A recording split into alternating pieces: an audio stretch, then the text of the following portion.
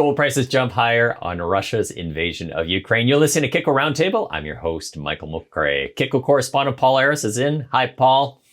Hey, Michael. Good afternoon. We have a short podcast today, no guest. We're catching Paul as he heads out the door to the BMO Metals and Mining Conference early next week in Florida. Paul, are your bags packed? All packed and ready to go. Thank you, Michael. Let's turn to the headlines. Spot gold crested 1940 an ounce yesterday evening Eastern time, its highest level in 20 months when news broke that Russia had invaded Ukraine. Gold has since retreated, but it is in the 1900 levels. Interesting that Bitcoin tanked on the news, gave up 7% for the day and traded below 35,000. It has since gone up, and the last I checked, around the $38,000 level. Oil spiked, of course, but it has also retreated and is just under $100 a barrel for Brent crude. Metals to keep an eye on are potash and platinum group metals, namely palladium. Russia supplies 35% of the market of palladium. That could be more pain for automakers where material prices are already high. Palladium is needed for gas-powered cars to control emissions. Speaking of palladium, Russian miner of the metal Norilsk was crushed. It dropped more than 40% before recovering. Last one I looked, it is down 14%. Top 10 gold miner Kinross Gold has operations in Siberia, where its Kupol mine accounts for nearly about a quarter of its total gold output of 2 million. Analyst Joe Mazumdar speculated in a previous video that you'll find on the Kitco website that its exposure to Russia may have been mitigated by the fact that it has acquired a recent growth asset, that being Great Bear Resources. This is a fast developing story. We recommend that viewers keep an eye on Kitco for all of the latest developments. Paul, outside of Russia and Ukraine, there were significant developments all week. Yes, you can tell a major conference is coming up because there were some big announcements this week. Let's start with perhaps arguably the most significant. Trilogy Metals received another setback on the development of the Ambler Access project for its Arctic copper project in Alaska in the US, as the Department of Interior filed a motion to suspend the right-of-way permits on the road. Basically stating it wants to review and work again on the environmental impact statement that had already been agreed and approved after 5 years of work. Everybody hated the news. Alaska's governor, an Alaskan senator, partner, the Alaska Industrial Development and Export Authority, the NANA Alaska Native Group, and the Northwest Arctic Borough. Everybody but a handful of Native American families who were concerned about the road development's potential impact on their subsistence hunting. An August 2020 feasibility study on the Arctic project detailed a 10,000 tonne a day operation to produce more than 155 million pounds of copper a year, 192 million pounds of zinc, 32 million pounds of lead, 30,000 ounces of gold and over 3 million ounces of silver for a minimum 12-year mine life. Centerra Gold is to acquire the Goldfield project from Waterton Global Asset Management for $206.5 million to obtain an anchor asset in North America. Goldfield is a conventional open pit heap leach project in late stage development, which contains the Gemfield, Goldfield Main and McMahon Ridge deposits. The deposit is relatively small by Centerra standards, which has two other mines which each produce more than 225,000 ounces of gold a year. But the fact that the company was active in Nevada in the early 2000s after it was spun out of Cameco leads one to believe this may not be its last acquisition in the state.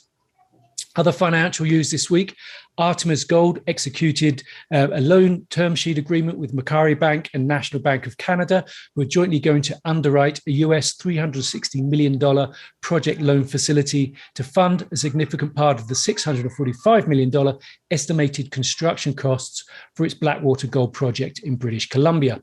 The loan includes a cost overrun facility and a hedging program. Early works at Blackwater are expected to commence in the June quarter, with the company targeting receipt of the BC Mines Act permit mid-year, following which major construction activities are due to commence. Artemis aims to produce some 339,000 ounces a year from Blackwater. A couple of feasibility studies out this week. Bluestone Resources released a feasibility for its open pit Cerro Blanco gold-silver project in Guatemala, which it says will produce an average annual 197,000 ounces a year over its 14-year mine life.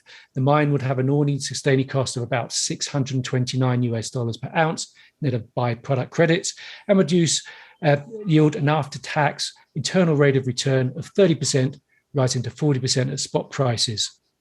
Also, in Nevada, Gold Standard Ventures released a feasibility on its South Railroad Gold project, also an open pit mine development and run-of-mine heap leach operation, which it says will produce 124,000 ounces a year for more than 10 years. The project would yield an after-tax internal rate of return of 44%, rising to 62% at spot gold prices, following an initial capital cost of $190 million. I think in news that's a surprise, but not a surprise, Paul, that we had Tony McCooch, who was the CEO of Kirkland Lake. They announced last year that would be a merger between his company and Agnico Gold. That would make a number three gold miner. That just came, the deal was officially put together at the beginning of this month. Now we learned that Tony McCooch is going to be resigning from the CEO spot. And for me, Michael, this wasn't a surprise. I always thought it odd that management structure that Agnico Eagle announced with Sean Boyd as executive chair, Tony McCooch as CEO, and also a president to his side. He always seemed, in the politest possible way, surplus to requirements. He's also got a package to leave of about $14 million, according to the management information form. So it seems Tony's taking the money and running. I always thought that him staying on in this management was perhaps a move to appease Kirkland Lake shareholders that were perhaps disgruntled at the transaction. Teck had a monster year, and it is really good to be producing coal, and it's really good to be producing copper.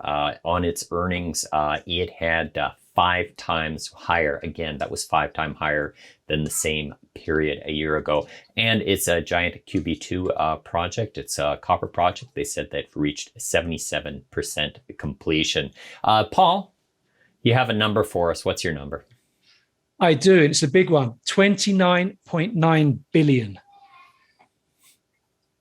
That is the amount of dividends being returned to shareholders by the 4 big diversifieds. That's Rio Tinto at 16.8 billion, Anglo American 2.1 billion, Glencore 3.4 billion, and BHP 7.6 billion.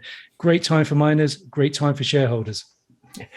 Paul, you recently announced a conference.